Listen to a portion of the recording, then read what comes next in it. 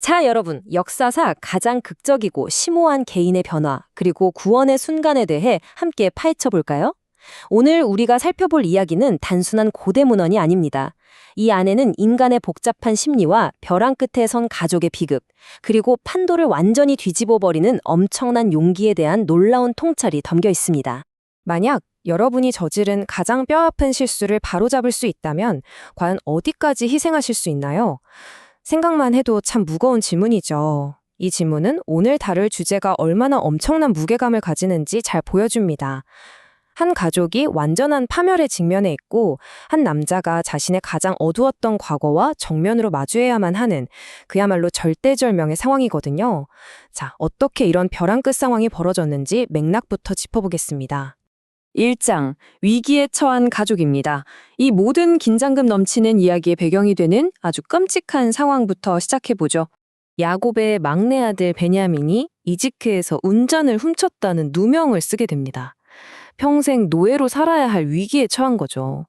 이때 형 유다가 나서서 이집트의 고위 관리에게 정말 생사를 건 필사적인 변론을 시작합니다.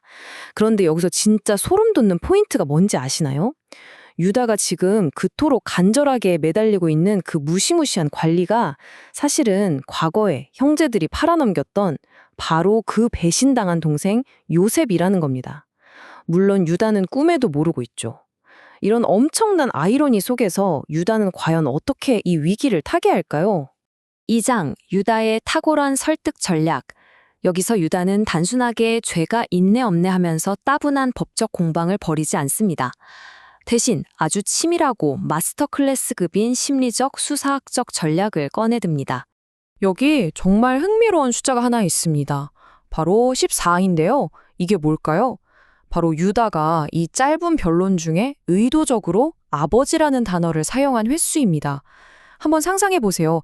동생의 범죄 사실을 해명해야 하는 그 숨막히는 자리에서 아버지를 14번이나 언급했다? 이건 절대 우연이 아닙니다. 상대방의 마음을 흔들기 위해 철저하게 계산된 호소였던 거죠. 유다의 의도는 아주 명확했습니다. 사건의 초점을 범죄 여부에서 가족관계로 교묘하게 돌려버리는 거죠. 베냐민을 범죄자나 노예로 부르는 대신 아이라는 단어를 7번이나 써가며 보호가 필요한 연약한 존재라는 걸 부각시킵니다. 동시에 총리 앞에서 자신을 한없이 낮추며 그 절대적인 권위를 전적으로 인정해주죠. 그리고 활용점정으로 이 아이를 데려가지 못했을 때 고향에 계신 늙은 아버지가 겪게 될 그 끔찍한 슬픔을 아주 생생하게 그려냅니다. 이런 구체적인 전술들을 통해 유다는 총리의 공감과 연민을 직접적으로 자극하게 됩니다. 이런 설득의 과정은 이야기의 감정적인 핵심으로 폭발하게 되는데요. 3장, 아버지와 묶인 생명입니다. 야곱과 베냐민, 이 둘의 뜨려야 뗄 수 없는 얽힌 삶을 한번 보시죠. 이 대목이 진짜 위기가 무엇인지 기가 막히게 보여줍니다. 아버지의 생명과 아이의 생명이 서로 하나로 묶여 있습니다. 그러니까 베냐민을 잃는다는 건 단순히 도둑질한 형제 한 명을 잃는 데서 끝나는 게 아니라는 거예요. 그건 곧 그들의 아버지에게 치명타를 입히는 실질적인 살인을 저지르는 것과 다름없다는 뜻입니다. 이 치명적인 결말을 설명하기 위해 여기서 스올이라는 개념이 등장합니다. 스올, 쉽게 말해 죽은 자들이 내려가는 어둡고 깊은 영역이죠. 유다는 이집트 관리에게 정말 고통스러울 정도로 분명하게 선언합니다. 만약 당신이 이 아이를 우리에게서 빼앗아 간다면 우리 아버지는 그 걷잡을 수 없는 슬픔 때문에 당장 스올로, 그러니까 죽음의 구렁텅이로 그대로 떨어지고 말 거라고요. 이 팽팽한 긴장감은 드디어 이야기의 최고조, 가장 극적인 순간으로 우리를 이끕니다. 4장, 궁극적인 희생적 대속물. 바로 여기서 입이 떡 벌어지는 엄청난 개인적 반전이 일어납니다. 그 길고 치밀했던 변론의 끝에서 유다는 정말 상상조차 할 수 없는 제안을 던집니다. 자기 자신이 베냐민을 대신해서 노예가 되겠다고 자청한 겁니다. 동생을 살리고 아버지를 지키기 위해 그 모든 형벌과 무거운 짐을 스스로 떠안겠다고 선언하며 자신의 인생 전체를 담보로 던져버린 거죠. 잠깐 과거의 유다를 한번 떠올려 볼까요? 그는 아무런 죄책감도 없이 친동생 요셉을 노예로 팔아넘기는데 앞장섰던 사람이잖아요. 하지만 지금은 어떤가요? 다른 동생을 구하기 위해 기꺼이 자기 자신을 평생 노예로 바치겠다고 나섰습니다. 돈을 받고 자기 핏줄을 팔아치웠던 그 냉혹했던 인물이 이제는 동생과 아버지를 위해 자신을 완전하게 희생하는 이타적인 보호자로 거듭난 겁니다.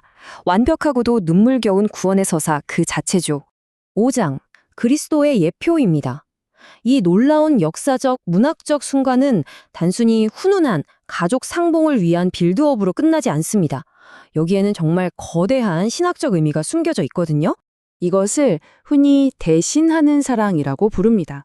다른 사람을 살리기 위해 나의 당연한 권리를 포기하고 스스로 한없이 낮아져서 타인의 고통의 자리를 내가 대신 차지하는 것. 이것이야말로 우리 인간이 도달할 수 있는 가장 숭고하고 높은 수준의 공감이자 성숙이라고 할 수 있습니다. 여기서 가장 핵심적인 포인트는 바로 이겁니다. 유다가 대속물, 즉 자신이 대신 종이 되겠다고 나선 이 결단은 그냥 미담에서 멈추지 않아요. 이것은 훗날 인류의 죄를 대신 짊어지고 십자가에서 고난의 종이 되신 예수 그리스도의 대속을 아주 직접적으로 내다보게 하는 선명한 거울, 즉 예표가 된다는 겁니다. 누군가를 살리기 위해 기꺼이 나 자신을 내어주는 것, 그것이 바로 이 이야기가 우리에게 던지는 궁극적인 메시지입니다. 오늘 해설을 마무리하면서 유다의 이 철저한 대신하는 사랑에서 영감을 받은 아주 깊은 질문 하나를 여러분께 남기고 싶습니다. 오늘 여러분은 누구를 위해 기꺼이 자신을 낮추시겠습니까? 사실 우리는 누군가에게 책임을 떠넘기거나 내 권리만 주장하기 쉬운 세상에 살고 있잖아요. 하지만 타인의 고통을 깊이 헤아리고 그 책임을 다하기 위해 물러섬 없이 나를 낮출 때, 바로 그때 비로소 무너진 관계가 회복되고 진정한 생명을 살릴 수 있습니다. 오늘 우리가 함께 나눈 이 통찰이 여러분의 일상에 작지만 깊은 울림을 주기를 바라면서 오늘 이야기 여기서 마치겠습니다.